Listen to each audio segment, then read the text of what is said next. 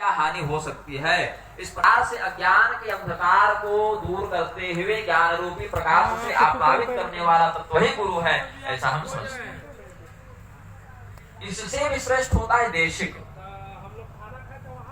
देशिक की एक विशेषता है कि वह अपने शिष्य को उपदेश देकर छोड़ नहीं देता, वो साथ साथ चलता है कि यदि भविष्य में किसी मोड़ पर तुम भ्रमित हो जाओ या तुम्हें हमारी आवश्यकता पड़े तो हम तुम्हारे साथ खड़े रहेंगे और जहां पर तुम कमजोर पड़ोगे तुम्हें सहारा भी देंगे। तो शिक्षक से एक सीढ़ी ऊपर गुरु और गुरु से एक ऊपर सीढ़ी देशिक की होती है। और भगवान आदिनाथ को क्या कहते हैं? देशिकेंद्र। मतलब संसार में जितने देशिक हैं उनके भी ये स्वामी हैं। वेदांत परंपरा में शंकराचार्य हो या योग परंपरा में गुरु गोरक्षनाथ हो या भक्ति परंपरा में स्वामी रामानुजाचार्य हो, ये सभी देशिक कहलाए। भवशंकर देशिक में शरणम, ये शंकराचार्य परंपरा में कहते हैं। और भगवान आदिनाथ को देशिकेंद्र कहा गया है, मतलब वे सभी देशिकों के गुरु के भी श्रेष्ठ गुरुओं के भी श्रेष्ठ गुरु हैं। श्री देशिकेंद्र करुणाम्बुरासिर नाना स्वरूपेश्च रतिह लोके। ये भगवान आदिनाथ का स्वरूप नवनाथ वंदनाष्टक में ग्रंथकार वर्णित करते हैं। भगवान आदिनाथ ज्ञान के समुद्र तो हैं, स्वात्मारामी भी हैं, किंतु अहंकारी नहीं है। जैसे यदि हमें किसी भी तत्व की आवश्यकता न पड़े तो हम बेपरवाह हो जाएंगे, किसी भी व्यक्ति की चिंता नहीं करेंगे। हमारे पास ज्ञान का समुद्र हो जाए तो हमें किसी व्यक्ति की ओर उलट कर देखने की आवश्यकता नहीं रहेगी। ज्ञान भी है, संतोष भी है, तो किसी की हमें क्या आवश्यकता। लेकिन भगवान आदिनाथ ऐसे नहीं हैं, देशिकेंद्र हैं, करुणाम्बुरासि ही, करुणा के भी समुद्र हैं। मतलब उन्हें हमारी चिंता भी है, परवाह है।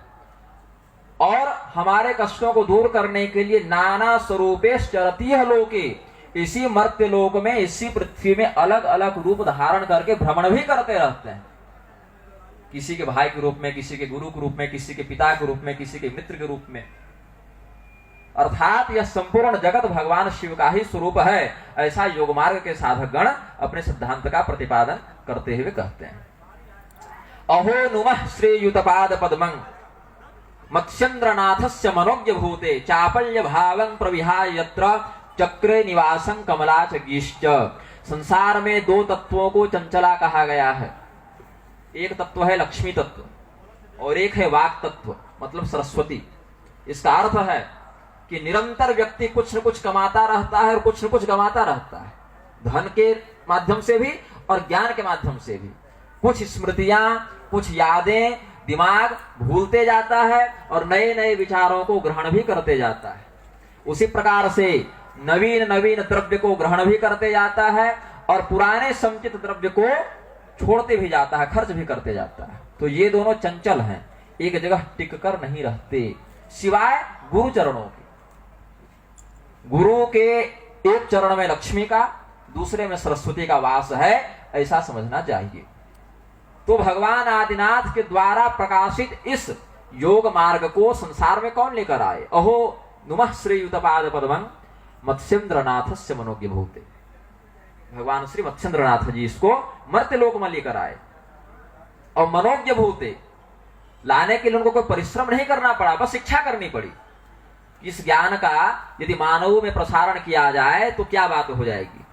तो इस बात के लिए उनको कोई परिश्रम नहीं करना पड़ा विशेष, वे भी सर्वसमर्थ थे। उन्होंने बस लोक कल्याण की कामना की कि मेरी कृपा से संसार का उद्धार हो और ज्ञान का प्रसार हो। और सत्य संकल्प भगवान मत्स्येन्द्रनाथ जी की इस प्रकार कामना करने मात्र से, उनकी कृपा से ही इस ज्ञान का प्रकाशन होने लगा। मनोज्ञ भूते, मन में कल्पना करने मात्र से ऐसा होने लगा।